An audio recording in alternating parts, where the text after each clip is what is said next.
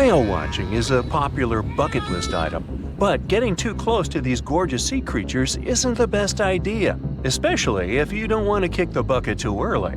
Whales are generally curious and friendly giants, but they can be unpredictable when you cross their personal borders. First of all, they are huge, and one wrong move on their side could flip over your boat or seriously hurt you. Second, they are wild animals, and like any other wild animals, they can carry certain infections they could transfer to you if you get into direct contact. Plus, they have strong parental instincts, so if you approach their young by accident, they might think you want to take them away and will act accordingly. It is only safe to observe whales from the sea when you're accompanied by an experienced expert, both for your own good and for the good of the whale. Now, sometimes whales and dolphins strand themselves on the shore for reasons scientists still can't explain. Quite recently, over 200 whales have been found on a remote beach in Tasmania, Australia. A rescue team rushed to the location to save the whales, half of which were still alive. The rescue operation was really complex due to the remote location. The locals were trying to help the whales, covering them with blankets and pouring buckets of water on them to keep them alive. This mutual effort of regular people and professional rescuers helped save around 100 whales. As to why this happened, one theory says the stranded whales might have had a leader who had some problems with orientation and took the whole pod to the wrong place.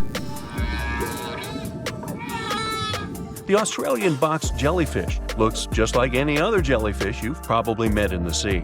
But don't let these creatures deceive you. They're considered the most venomous marine animals. Box jellyfish got its name because it does look a lot like a box. Unlike other kinds of jellyfish that float with the current rather than swim, this creature can reach a decent speed and choose its own direction. And here comes the scariest part. It has tentacles covered with tiny darts loaded with poison.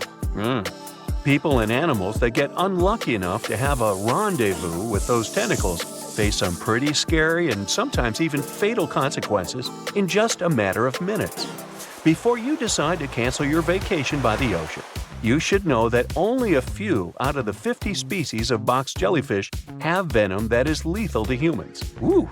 There are some not-so-dangerous species living in warm coastal waters worldwide, and the lethal ones reside in the Indo-Pacific region and northern Australia.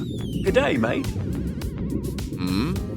A blue-ringed octopus likes to pretend its only outstanding feature is the psychedelic color, but it can quickly and easily take away your life. This cute-looking sea monster likes to spend its time in the soft, sandy bottom or shallow tide pools and coral reefs. It normally hides in underwater crevices among shells or debris. If you somehow manage to find and disturb it there, the octopus will show you its signature blue rings as a warning signal. And if you don't get the hint, it will introduce you to its other signature feature, a venom 1,000 times more powerful than cyanide. One octopus has enough of it to do away with 26 people within minutes. This venom is more toxic than that of land mammals. The octopus normally uses it to hunt crabs, shrimp, and small fish by pecking them with its beak and paralyzing them. The same can happen to a human victim. You'll unlikely even feel the bite until it's too late. The good news is that there have been no known cases of such incidents since the 1960s. If you don't disturb the blue ring octopus, it will never attack you first. If you enjoy picking shells on the beach, make sure the ones you collect don't belong to a cone snail. It's nothing like its relatives living on land and eating fresh leaves and bark. There are over 500 species of this venomous sea creature, and a few that can really hurt you. These little snails are extremely vicious, just like Jimmy from 3rd grade. They inject their venom through a harpoon-like tooth. The consequences of this injection can be quite terrible for you. Now, are you afraid of snakes? Well, I have some bad news for you. You can't escape them even in the water. Certain kinds of these creatures have adapted to live both on land and in the sea, especially in the warm waters of the Indian and Pacific Oceans. All the species we know so far are venomous, and sometimes an encounter with them can be super dangerous. The good news is that they only bite if you disturb them. So the safest way to go is in the opposite direction of these slithery sea creatures. Not only venomous sea creatures present a danger to you while you're in the water. Strong earthquakes sometimes cause the formation of massive ocean waves. If they head ashore, they hardly leave anything intact in their way. You know this dangerous sea phenomenon as a tsunami. There is also another type of this natural disaster called a meteotsunami. They're caused by rapid storm systems and pressure changes above the open water. A powerful storm can generate a whole wall of water. Sometimes this wall grows several feet high while it moves through a shallow continental shelf, inlets, or bays. If it gets strong enough, it can damage houses close to the water. It's really tricky to forecast or detect a meteotsunami because it's nearly impossible to tell from a seismic one. It happens much more often than regular tsunamis, especially in the Great Lakes area. Now, the ocean can be dangerous to you, even if you're staying in what seems like safety on the shore. One such unpleasant surprise could be a sneaker wave moving your way. As you can guess from its name, waves like this sneak out on unsuspecting beachgoers. They look average, but turn out to be way bigger and more dangerous than you could imagine. Sneaker waves always appear without warning after smaller waves carry huge amounts of water, sand, and gravel.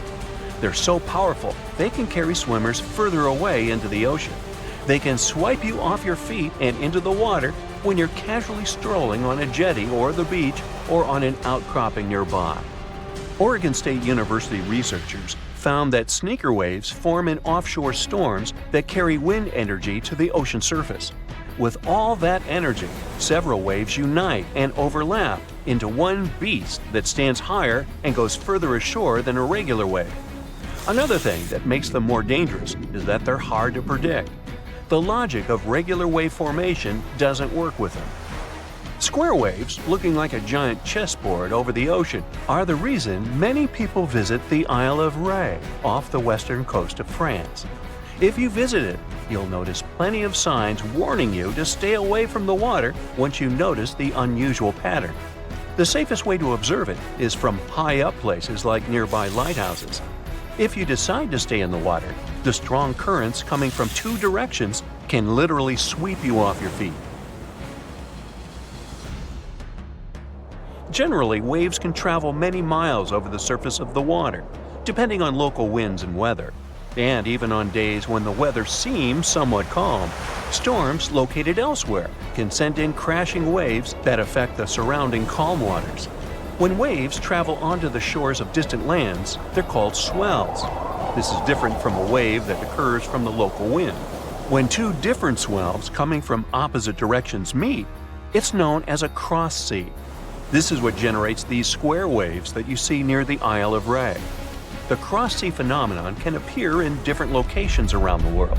The Isle of Ré is one of them, thanks to specific wind and weather patterns that create the perfect storm, which makes this cross-sea so beautiful and well recognizable. Well, wasn't that swell? Swell? Never mind.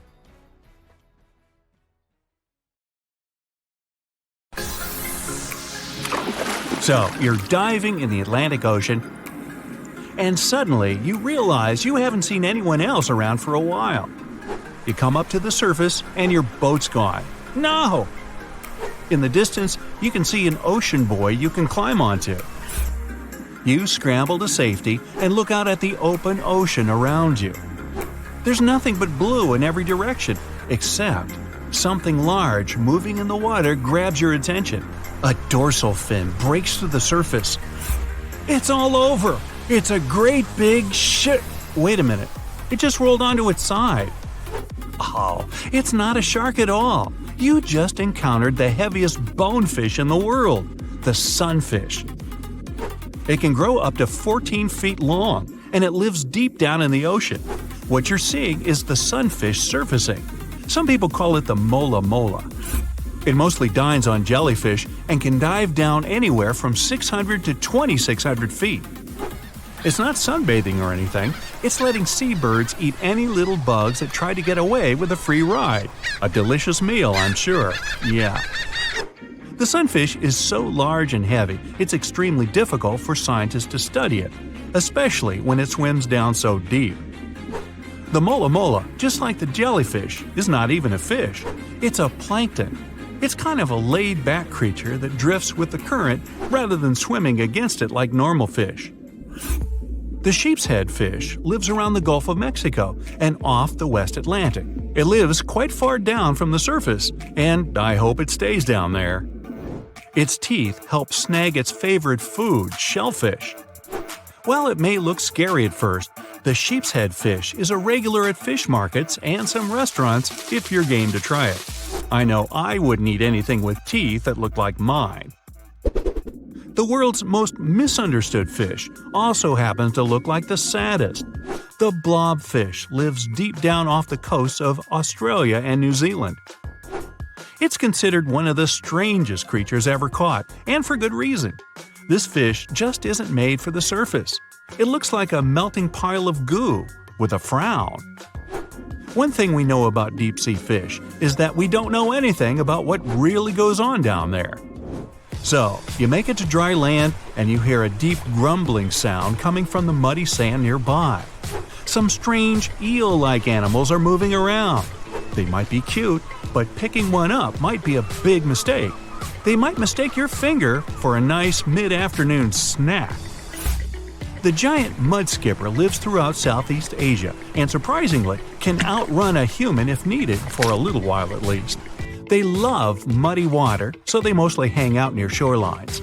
What makes these fish unique is that they spend most of their time out of the water. Although they only grow to about 1 foot long, they can jump about 2 feet. The walking trees of the Amazon are one of the biggest secrets of the forest. You head over there. These trees aren't walking around with legs like you or me, but they're still able to move about 60 feet every year or two. What happens is that new roots search for sunlight while the old roots leave the soil, one root in front of the other. Their movements are incredibly slow. You won't be able to sit there and watch them strut their stuff. But if you've got nothing but time on your hands, you'll notice the trees shifting week by week, trying to find the best possible light. You're walking in the West African jungle, whistling away. You pick up a small stick to get rid of some spider webs in your path. It's all good until you realize that stick is tickling your hand and bending.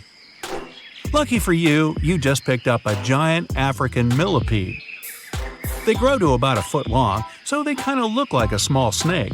That tickling you feel is their 250 legs wiggling around.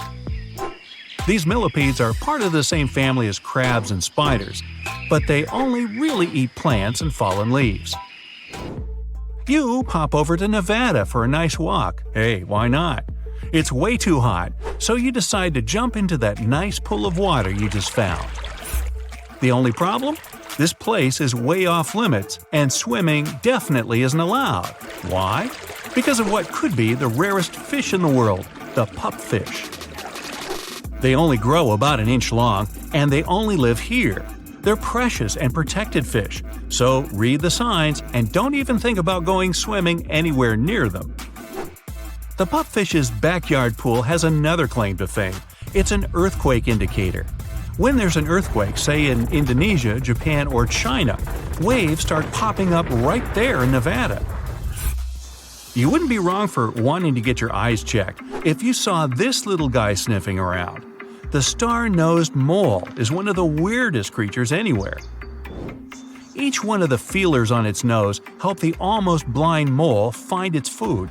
Its nose is so sensitive, it can feel 5 times more than a human hand. That's not all. Star-nosed moles are also the world's fastest eaters. Wow, faster than me.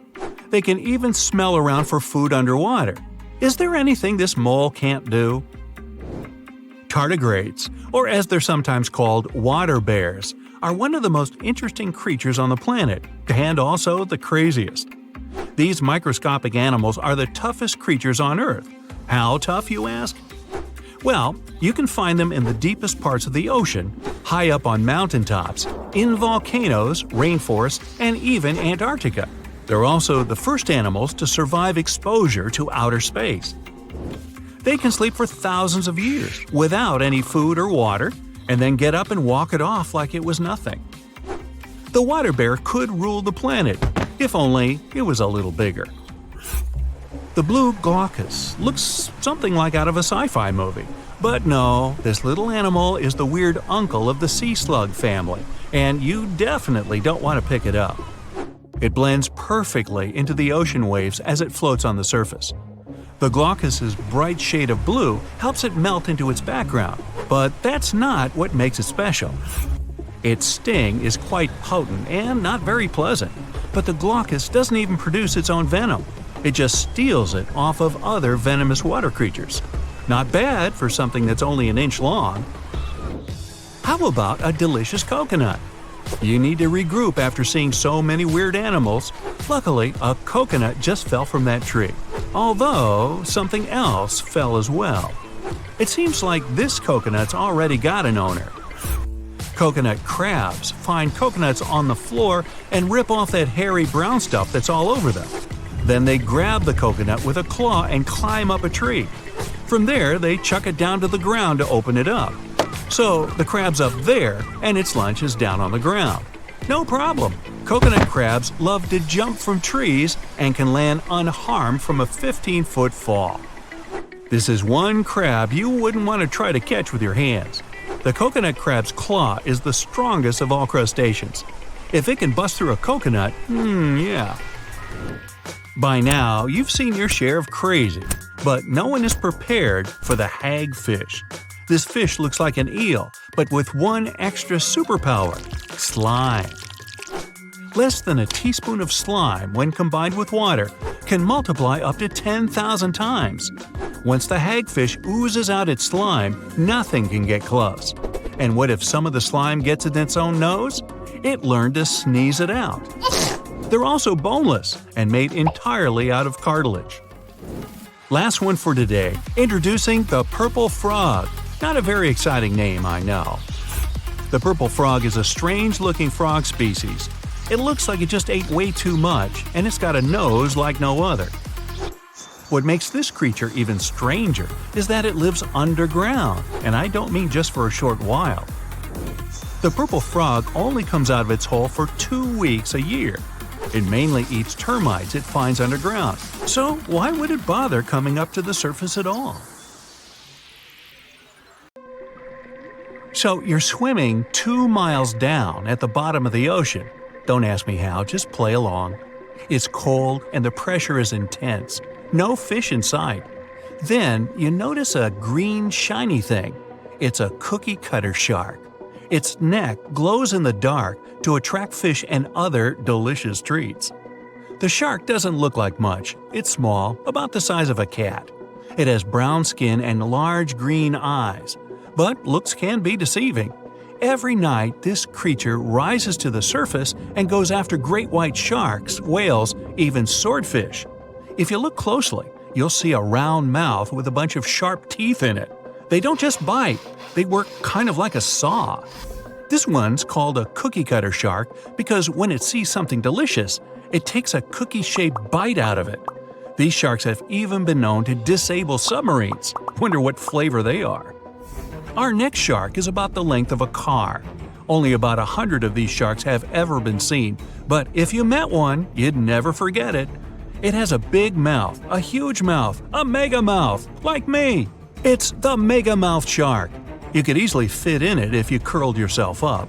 They're not dangerous though, not to humans. They feed by swimming around with their mouths open, filtering out plankton and other underwater goodies. The shark has special organs in its mouth that glow, attracting little crustaceans. It swims deep in the ocean in total darkness. Probably has a great smile though. Thresher sharks also have a huge body part, the tail. It's almost half the length of the shark itself, and it looks like a helicopter blade. It's one of the few animals that hunts using its tail. The shark sneaks up on a school of fish and starts to shake its moneymaker. This freaks out some of the fish, which is exactly the plan. In a pinch, it can also use its tail to defend itself. The best thing about this shark, it doesn't attack people. The angel shark. There are quite a few types of angel shark out there, but they're more shark than angel. They're flat like stingrays, and their skin is covered with patterns that help them blend in with the seafloor. Because of this disguise, divers sometimes accidentally touch them, which isn't the best idea. They're fast and have powerful jaws. Still, they prefer the taste of small fish to you. The horn shark has two ridges that look like horns right above its eyes. It's definitely the grandpa of the shark world. Not aggressive, swims pretty slowly, and is up late almost every night. Its two favorite meals, sea urchins and crustaceans. It moves its fin on the seafloor almost as if it had paws. But don't underestimate this guy. It has one of the strongest bites of any shark. It needs those strong teeth to crush the shells of its late-night meals. And if something tries to attack it, watch out. Horn sharks have sharp spikes on their fins. The award for the ugliest shark goes to the goblin shark, and it's not even close. From the outside, it already looks kinda weird, and is about the size of a pink underwater motorbike. It has a long tail and a seriously long nose. It lives way down in the depths of the ocean and loves to eat squid. It's not as fast as its relatives, but it's way more sneaky. It has a secret squid catching technique which is totally wild. The shark swims behind the squid. It's catching up, getting closer and closer, but the squid isn't slowing down, no way. It looks like the poor goblin shark won't have any lunch today. Then it opens its mouth. Its jaw is attached to folds of skin that mean it can literally throw its jaw out of its mouth. And it's a shark, so those teeth are sharp. That extra reach helps it grab its lunch, and when the meal's over, it pops its jaw back in its mouth. These sharks have been seen many times off the coast of Japan. They're actually named after the goblins in Japanese myths and fairy tales. There's only one thing out there cooler than a ninja shark. It's the ninja lantern shark. Imagine there's a tube you can slide down that takes you to the bottom of the ocean. It's too dark, you can't see anything. Suddenly, a glowing dot, moving around in the distance. It's coming closer, shooting towards you.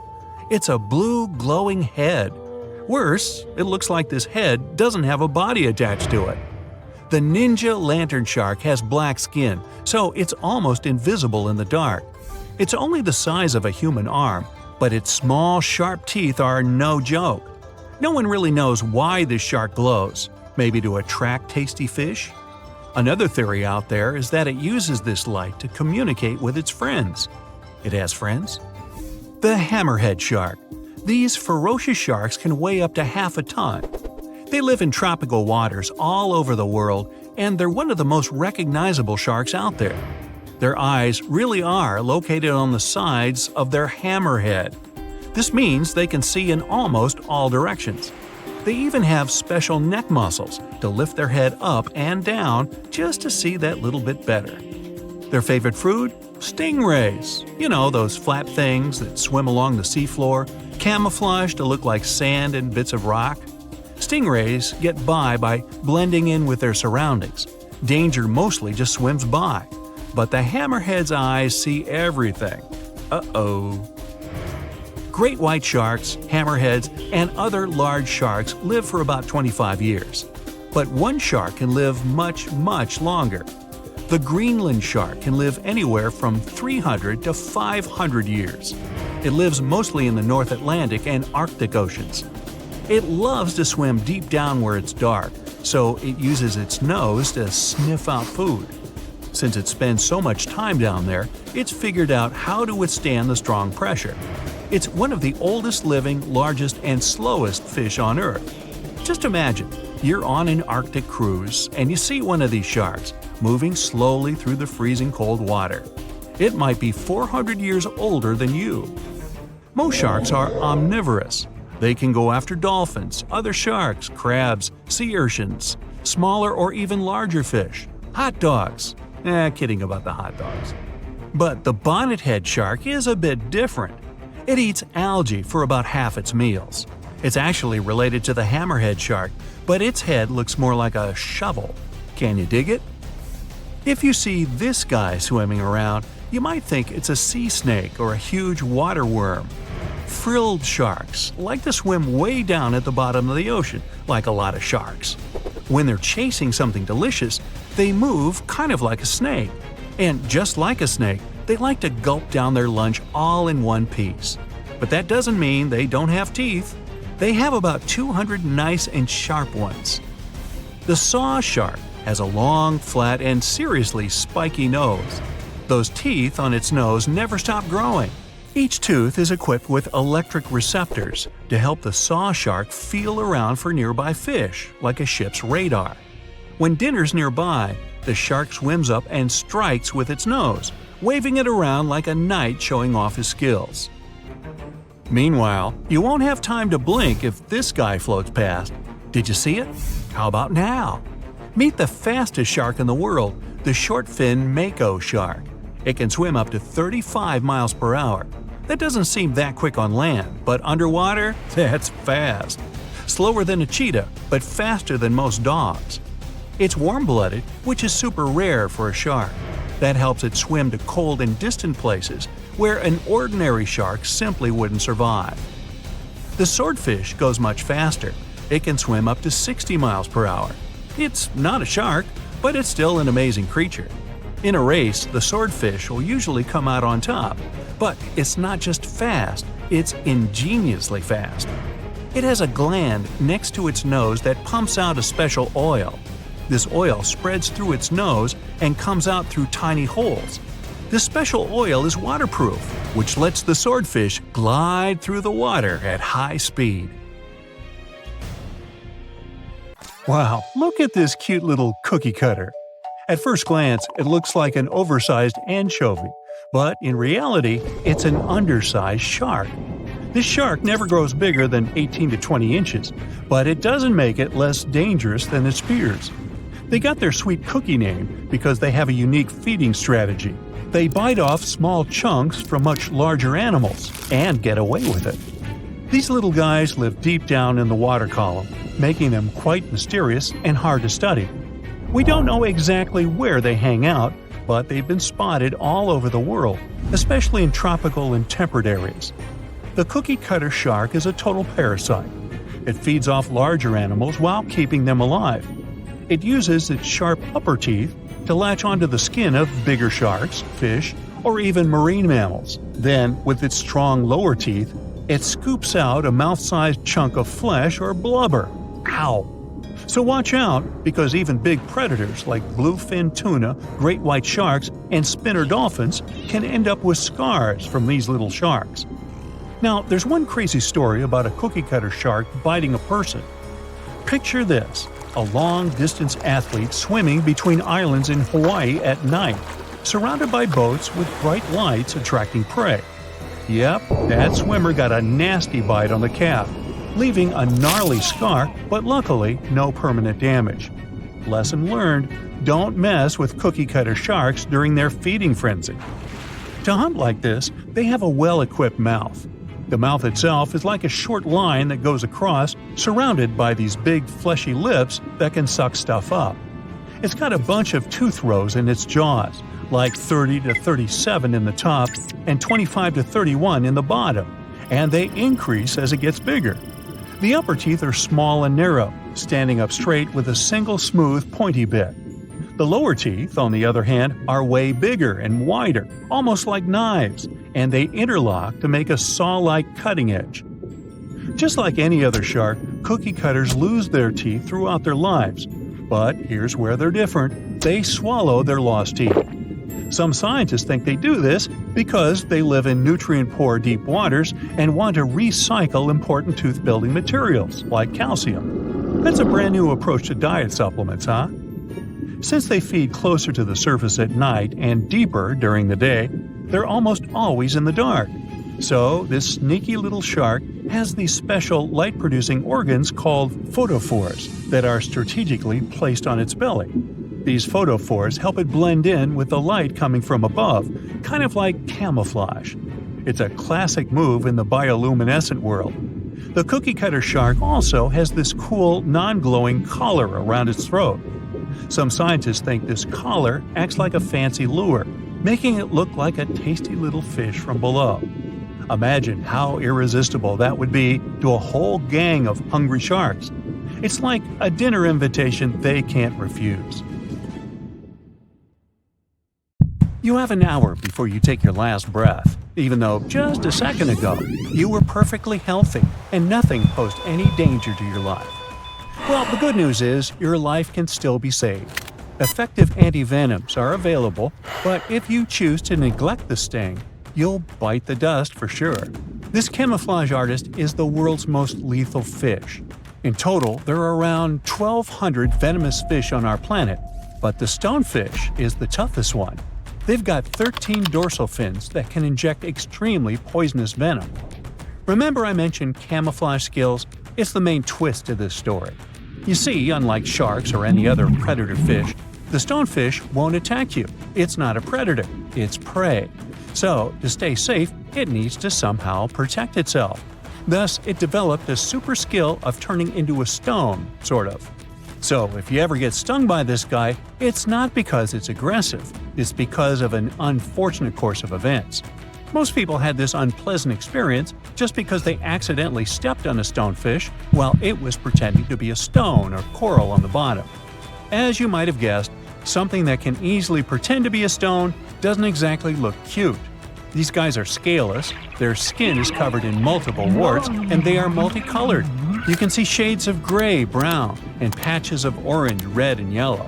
Sometimes they can even be covered in algae. They occupy quite a large territory in the Indo-Pacific Ocean, which means they're everywhere, from Mauritius to Queensland in Australia. Okay, we're going to need a disclaimer here. This fact is very sensitive, but if you want to live your life long and healthy, I suggest you don't skip it. This is a fly.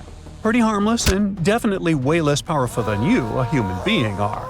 Yet, chances are that this gentle buddy can destroy your body. Now here's how the story goes. Some time ago, a lady from the UK decided to go on a cool trip to South America. Sounds exotic and not banal at all. Rochelle, who was 27 back then, went to Peru with her boyfriend. When she got back to her home country, she started having severe headaches. She couldn't understand what was going on. Then, half of her face felt terrible discomfort, and suddenly, some weird sound in her head started haunting her. One day, she went to bed, only to wake up the next morning to see that her pillow was soaking wet with some weird liquid. Not blood, not water, just some substance. She rushed to the hospital, where doctors said she had an ear infection. But when doctors looked closer, they saw a hole in her ear canal. It was around half an inch big, but it was swarming with maggots. Yeah, ooh. Now, Rochelle was lucky. The emergency brain scan showed no major damage whatsoever. The eardrum, blood vessels, facial nerves, they were all right. The big question was how to make the maggots leave poor Rochelle's ear. We all get it, it's pretty tight inside the ears, and even small forceps weren't very helpful. So to save the lady, the doctors decided to use olive oil. They expected the maggots to drown, and indeed 2 maggots did. Yet there were 8 more. The most horrifying thing was that the lab analysis showed that a New World screwworm, that's the official name of the fly that interfered with Rochelle's health, had laid eggs in the ear canal that the maggots were chewing. But how on earth did this happen? Well, while she was on vacay in Peru, she once walked through a swarm of flies. One of them got into her ear. She shooed it away, but it had more than enough time to lay eggs inside. Doctors helped Rochelle evict the unwanted guest, and luckily, there won't be any long-term consequences. But we all get it that it could have been much worse. Now, I don't need to tell you that caving is extremely dangerous, do I? Back in June 1990, a man called Gary Lutz took his sons, Buddy and Tim, on a spelunking adventure to West Virginia's New Trout Cave. He packed food, water, and spare headlamps. But here's where he messed up. He left the pack behind when they reached the maze, a tight spot with jagged rocks. He figured they'd grab the supplies before their headlamps ran out of charge.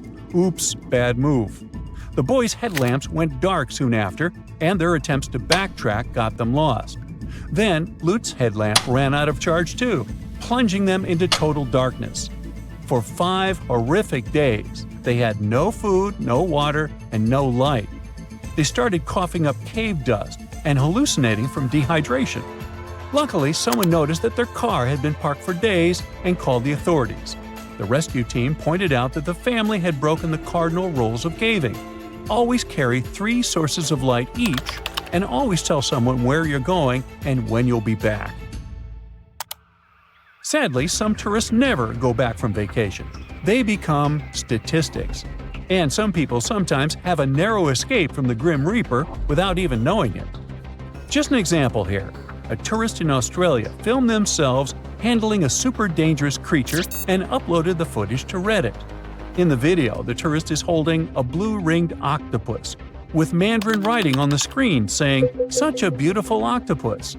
After filming, they shake the octopus off their hand and luckily put it back into the water before it could sting them. The thing is, the blue-ringed octopus is one of the world's most dangerous marine animals. It packs enough venom to make 26 adults kick their buckets. The tourist had no clue how dangerous it was. People on Reddit were freaking out.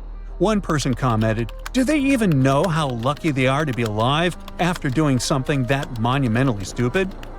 A woman from New Hampshire got some nasty burns after veering off the trail in Yellowstone National Park and falling into scalding water near the Old Faithful geyser. The 60-year-old, along with her husband and their dog, had left the safety of the boardwalk and was walking off the designated trail near Mallard Lake Trailhead when she broke through the thin crust over the water. She ended up with 2nd and 3rd-degree burns on her lower leg. Luckily, her husband and the dog were fine, but the lady was rushed to a hospital for treatment.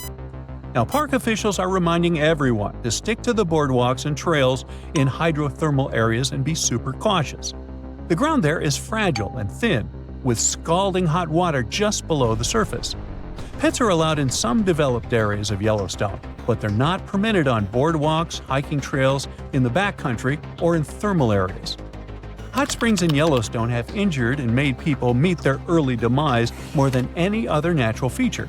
At least 22 people have passed away from hot spring-related injuries since 1890. Hey, what's cooking? Oh, it's you. Jumping off a bridge into a river filled with crocodiles. What could possibly go wrong? Turns out, a lot. One New Year's Eve, Australian tourist Aaron Langworthy decided to try bungee jumping off a bridge that connects Zimbabwe and Zambia, right near Victoria Falls. It's a 360-foot drop of pure adrenaline. But for Langworthy, things went sideways when her bungee cord snapped, sending her plunging into the Zambezi River, which is known to be home to plenty of crocodiles. Now, Erin herself says it was a miracle she survived. When she fell, she blacked out on impact and felt like she'd been slapped all over, but the cold water shocked her back to consciousness. Now, it's easy to judge tourists for taking risks like this, but bungee jumping has been a thing at this spot for over a decade, drawing more than 50,000 tourists each year and bringing in much-needed revenue for both Zimbabwe and Zambia. The authorities claim bungee jumping is safe. The probability of an accident like Aaron had is 1 in 500,000 jumps. So I think Aaron should go buy a lottery ticket.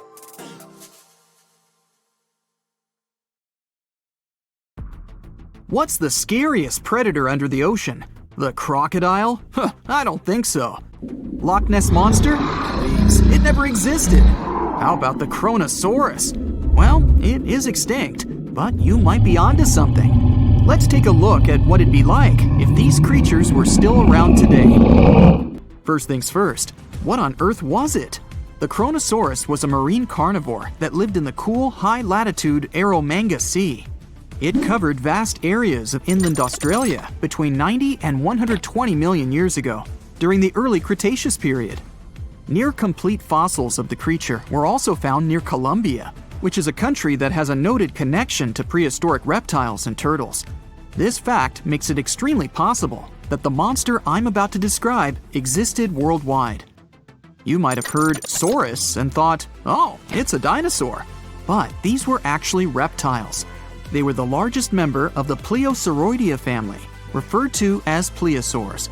Fossil evidence suggests they weighed over 20,000 pounds and were roughly 30 feet in length. Just to put that in perspective, the longest crocodile ever measured was a saltwater crocodile by the name of Lolong from the Philippines. It was 20 feet in length and weighed just under 2,500 pounds. and that's still 10 feet shorter and incredibly lighter than the average Kronosaurus, making the crocodile seem like nothing more than a glorified goldfish in comparison. Despite its terrifying length, the most physically daunting feature of the Kronosaurus was its head. Its skull was about 8 feet long, which was actually proportionally large given the size of its body length. Anything that was unfortunate enough to end up inside the Kronosaurus's mouth may have been given false hope. After all, the teeth of the beast weren't actually that sharp. On second thought, I take that back. I wouldn't feel confident around a toothless snake, let alone being inside the mouth of this monster. But it's true that the Kronosaurus's teeth weren't sharp, especially when compared to other carnivorous reptiles, such as crocodiles and alligators. The teeth of this prehistoric sea creature were instead conical. This means that they were cone-like in shape. Unfortunately, this lack of sharpness didn't make them less dangerous. The teeth were enormous and could be up to 12 inches long from the crown tips to the bottom of the roots. This obviously meant that the Kronosaurus had an extremely powerful bite.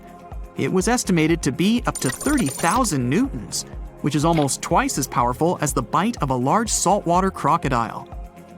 Because of the bluntness of their teeth, they weren't suited for twisting their prey once in their grasp, but the size and shape of the teeth made them perfect for simple open and shut biting. They would have had no problem crushing hard objects such as the toughest of shells any sea turtle could offer. Just like crocodiles, the Kronosaurus is believed to have had a short neck. This may have been an adaptation to allow the beast to successfully catch small, evasive animals. Their body, in general, was fusiform and streamlined. This means it was narrowed at both ends and had very little resistance to the flow of water. The Kronosaurus was also equipped with 4 paddle-like limbs. The hind limbs were larger than the front ones.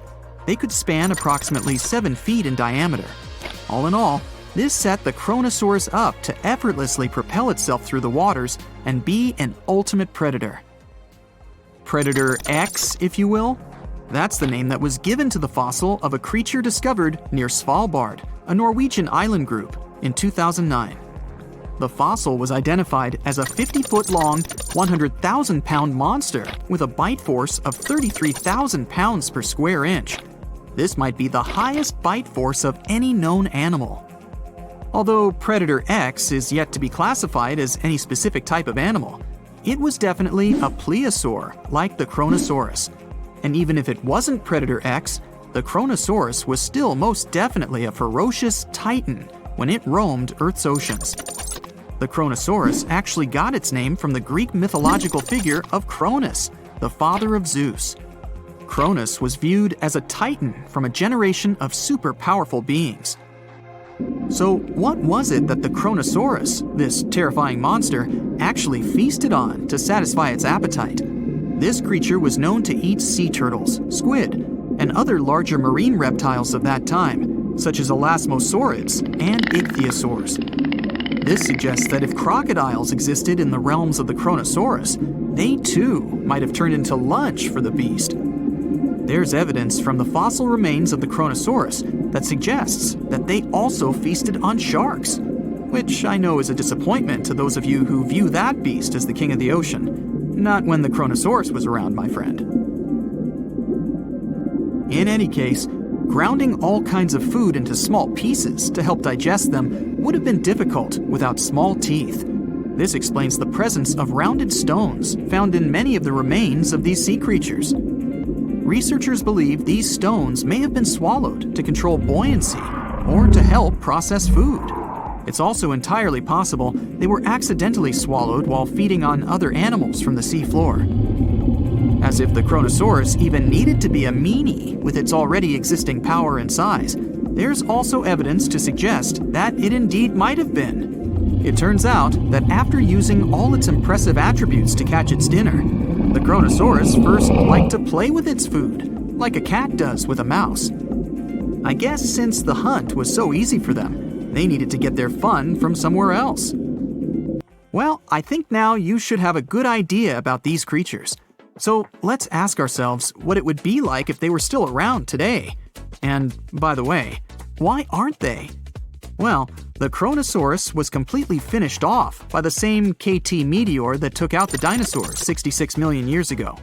But even before this catastrophic event, they were coming under increased pressure from an even bigger and more vicious family of carnivorous marine reptiles known as mosasaurs. You can't always be a top dog, I guess, or rather, top marine reptile. But what if this never happened, and they were still roaming Earth? Well, this might be obvious, but can you imagine what kind of impact that would have on sea tourism? Based on the impact that famous movies about sharks and killer whales had, what do you think the presence of a Kronosaurus in the ocean would do to beaches? The very creature that would eat sharks and whales for breakfast. Beaches would certainly become a great place to go for a quiet walk, because nobody else would even be there. And what about such activities as boating, surfing, and scuba diving? You think anyone would dare try them, knowing that this 30-foot beast could be lurking beneath them? Let's give humans some credit and assume most of them wouldn't. This would cripple the global sea tourism industry, which is responsible for earning roughly $143 billion every year. Just to make sure this shocking point hits home, the most expensive yacht to ever roam the ocean was called the History Supreme. Its master bedroom was believed to have a statue made of T-Rex's bone and a wall made of meteorite rocks, as well as a 24-karat gold panoramic wall aquarium. Anyway, this yacht was worth nearly $5 billion, meaning you could buy 38 of them with the money lost in potential damages to sea tourism caused by the Kronosaurus. I'm sure that the yacht's owner was happy the beast never made an appearance in their luxurious aquarium. So luxurious, in fact, that some people believe the History Supreme, reportedly owned by some business genius from Malaysia, never even existed. Rumor has it that it was simply an elaborate hoax fabricated by the supposed designer. Anyway, I don't think the trouble would just stop there. People could actually be in serious danger, regardless of being near the ocean or not. No, I'm not about to tell you that this thing would grow legs, adapt to living on land, and start picking us off one by one. At least, I hope not. I'm just going to point out the damage that the Kronosaurus would inflict through its devastating impact on sea trade. In America, ocean transit accounts for 76% of national trade. On top of this, more than 100 vital pharmaceutical products originate in the sea. I'll also state the obvious and point out that the ocean is a huge food source for us humans. The presence of the Kronosaurus could have a great impact on our relationship with the ocean, something we usually take for granted. Many terrifying animals live deep beyond the waves, like this vampire squid living 3,000 feet below the surface in almost complete darkness. This animal has a cloak, like a vampire's. That's why it's called the vampire squid. Deep down at the bottom, it can't use ink to defend itself.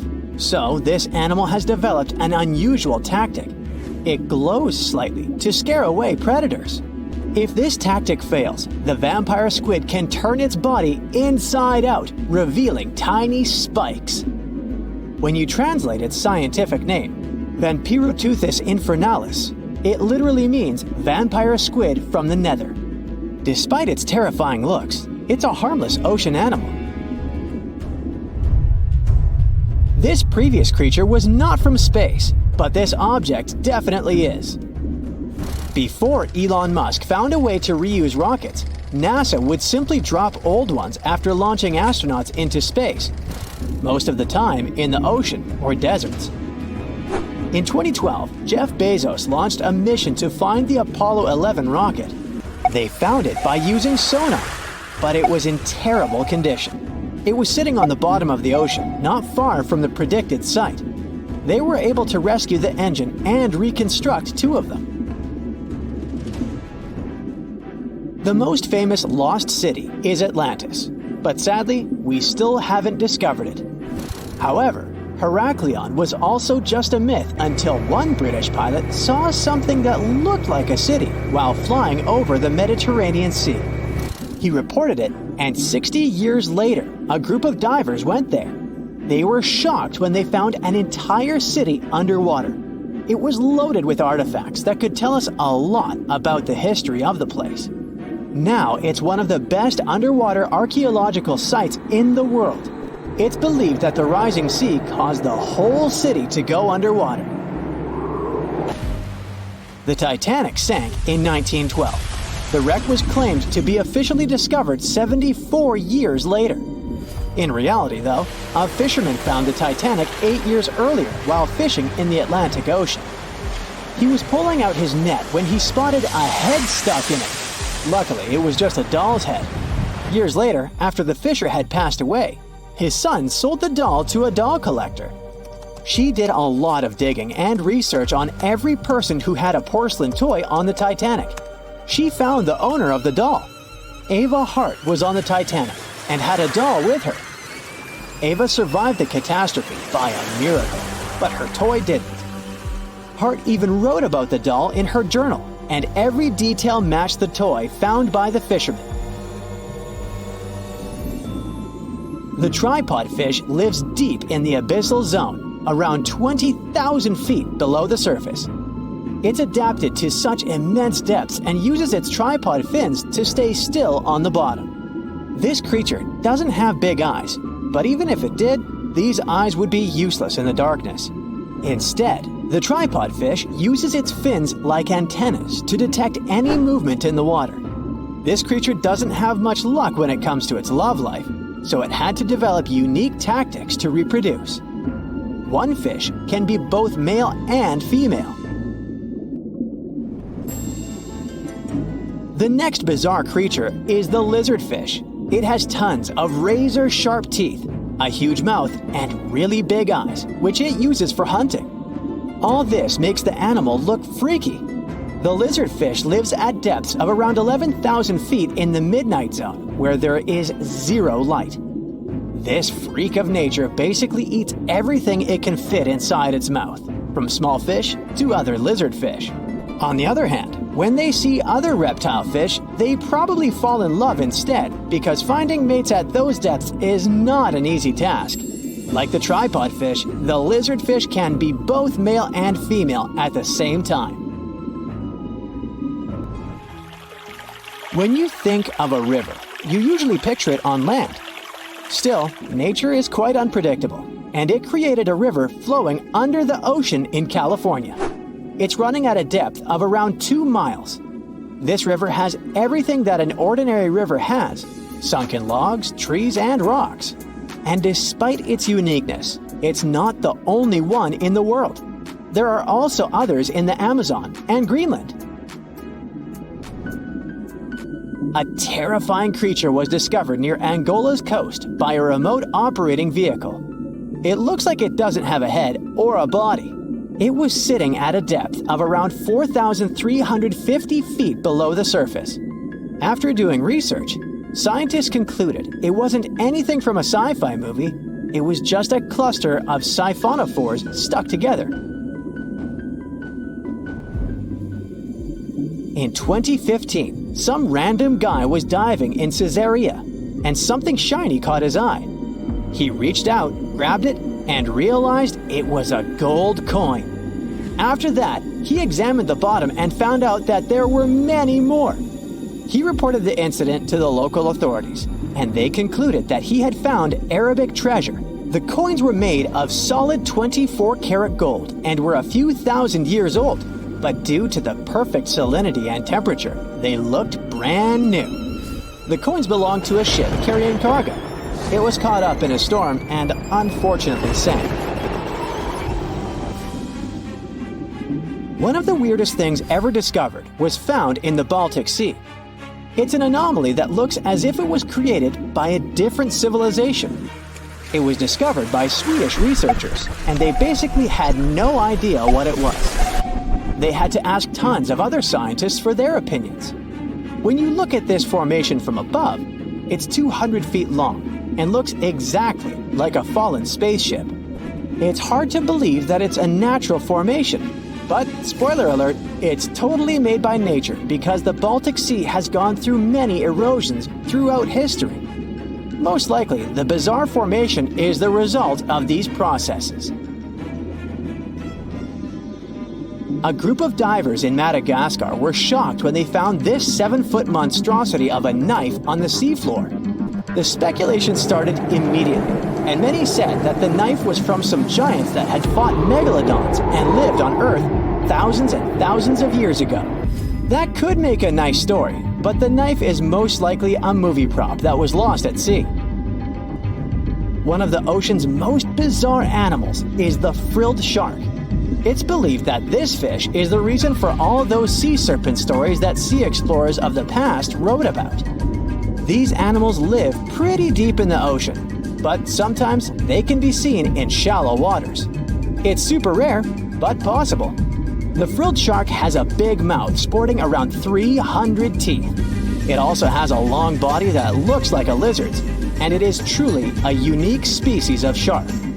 Its prey can be half of its size because this shark's stomach is like that of a snake, and it can swallow huge fish or crustaceans.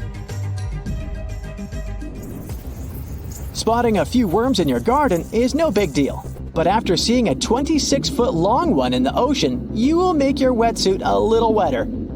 This worm is super rare, and it's completely harmless to humans. It's actually not a giant worm. It's a cluster of zooids that are stuck together in a worm-shaped formation. They usually only eat plankton, bacteria, and other tiny things that can be found in the ocean. Probably the scariest thing in the ocean that is 100% real is the magna pinna, which can be found at crazy depths of 20,000 feet below the surface. This monster looks like an underwater Slender Man, but it's just a squid with really long tentacles that can reach a terrifying size of 8 feet. This guy has only been seen a few times, and basically, we don't know much about this creature so far. Going to the beach in winter seems like a good plan. You can have a bonfire, build a sandcastle, search for shells, or swim in the ocean. The vibe might make you overlook the dangers ahead of you. Do you really think through the potential risks of paying a visit to the beach in the winter? The number one risk is waves. You might think it's okay to admire the view on the beach a few steps back from the ocean. Now let me introduce you to sneakers. Not the chocolate bar, sneaker, or with another name, sleeper waves. These are oversized coastal waves. They catch people off guard because they occur without warning or trace. These waves are particularly seen in Oregon, United States. People have been injured and at least 17 people have been swept up into the ocean since 2000. It got more media attention in 2011 when a memorial statue was built honoring the 2 teens faced with sneaker waves in Oregon. So, how come these waves are so dangerous? It's about their nature. They come out of the blue. With big waves, you see them coming or growing big. Plus, they form in the ocean and come towards the beach. These waves appear near the shore. It leaves less time for you to run to a safer spot. Okay, most of the time, they're not huge, as would be seen in apocalyptic movies. Yet, you can never know what nature holds. Maybe you remember this example from Mavericks. In 2010, a crowd was watching the surfing competition. Suddenly, 2 large waves struck the people on the beach. It broke the seawall and injured more than 10 people. Sneaker waves don't look particularly larger than other waves until they break and quickly reach the beach. They form in a period of 10 to 20 minutes in between soft and regular-sized waves. They can surge more than 150 feet beyond the foam line. Then they reach the land with high power. Plus, they carry lots of sand and gravel with them. Sleeper waves are more commonly seen along steep coastlines compared to beaches with wider and softly sloped areas. People named these waves, not scientists. They observed what waves do. They washed up in a sneaky way. I mean, scientists didn't classify this phenomenon as a distinct sort of wave like they did with tsunamis or rogue waves. There's little scientific research made about them. Researchers say that sneaker waves form in offshore storms. These storms transfer the wind energy to the water's surface. The waves carry this energy and then arrive at the beach during times of calm weather. The larger amount of energy they obtain compared to the regular waves that preceded them causes them to go higher up the coast. Imagine you go for a walk on the beach with your dog. The waves gently reach the beach. You play the throw and catch game. You don't know about sneaky waves, so you turn into an unwary beachgoer. What's the risk? Being washed into the water trapped against rocks. Since it's winter, you tend to wear heavier clothes. The sand that sneaker waves carry can quickly fill clothing and shoes, and that weighs you down. How can people enjoy the beach safely? First off, keep your distance if you're on the beach for storm watching, for instance. It might be mesmerizing to see how waves roll in over miles of ocean. The storms hit the shore, and you look at those extreme turbulent swells transform into strong 30-foot-long waves. Finding a higher spot that sees the ocean and waves might be best. Be the eagle, not the crab. Did Confucius say that? The second tip is if you're determined to storm watch, never turn your back to the ocean. Yes, eyes on the water. Lastly, be mindful of which part of the beach you're walking on. Stay away from the logs because they hold water. The water increases their weight. In the worst-case scenario, the ocean is powerful enough to roll the logs onto you. Let's assume you're hiking near the ocean. Use the designated trails because park authorities determine them as the safest roads possible. Going off-route can sound charming, but it can be dangerous for you and harmful to the ecosystem in the surrounding area. Now that you know where to walk, you can keep your eyes open about the geological stuff. Like the rocks can be slippery, erosion can rip them off. Yeah, it's better to avoid walking near bases of cliffs and bluffs. You'll never know when a natural phenomenon will occur. It might sound a little extreme, but you may want to check the tsunami evacuation routes of the area you're visiting.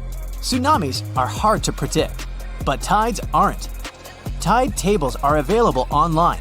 This natural phenomenon looks harmless, yet it can isolate rocks from headlands and the shore. You probably don't want to find yourself with soaked wet clothes in the ocean for no reason. Climbing up onto the logs might not be the best idea either. Sure, they look heavy and sturdy when you're climbing, but even the smallest wave can take you like a leaf flying in the air. Not just logs, but also jetties are tricky. Sudden waves can make you lose your balance, and you can collapse. Let's return to the scenario where you and your dog are walking on the beach. This time your pet sees shorebirds and chases them. Birds could be there for foraging or roosting. Your dog could interrupt their chill zone. They can lose their energy reserves. Can you bump into creatures hiding under the sand? Some sorts of creatures can be dangerous for you. Better not to poke someone's home. Take a look at this one. It's a horseshoe crab. This one looks scary, yeah, but it's safe as long as you don't step on its spines. So it depends on the type of creature you see, but generally, it's okay to explore the sand with caution. Until now, we look at scenarios where you were on the beach when they caught up to sneaker waves. You could be in the water too. You could be surfing, just like the contestant in the Maverick surf competition, or swimming, if swimming is the new case. Consider these. The temperature is lower, the waves are crazier, and there are probably no lifeguards there watching you in the winter. Swimming with friends is a safe option. Bonus, it's more fun. You should choose your swimming location carefully. Are there dangerous rocky areas? Can you easily go out if there's some sort of emergency? Know your spot. For that, you should check the weather too. Planning has a key role in winter water safety. A quick weather forecast and sea conditions check would do. You can consider buying a tow float if you're an adventurous open water swimmer. It's a flotation device designed to increase the swimmer's visibility in the water. They are lightweight and have fluorescent colors. Alternatively, you can wear a brightly colored swimming cap. We can talk more about the gear. Wearing a wetsuit is wise, as well as wetsuit gloves and boots. You can put your phone in a waterproof pouch or bag. Staying warm is essential in the winter. Don't just jump into the water at once. This can result in cold water shock. It's vital to enter the water slowly. In that way, your body can get used to the temperature. Once you take all the necessary precautions, you can enjoy the beach and explore its offers. What sort of gems can you find on the beach? A mermaid's purse? Maybe. No, it's not the purse of Ariel from Disney's Little Mermaid. That's actually an egg case belonging to sharks and rays. It's made out of keratin, kinda similar to your hair and fingernails. These purses are the place where the embryo grows. The egg hatches and the cases are carried away with the water to the beach. If you want to find one, you can look at the area near the seaweed. Have fun while searching for it! Now, I'm ending this video with a quick joke that's suitable for the cold weather of winter. What did the ocean say to the beach? Nothing. It just waved.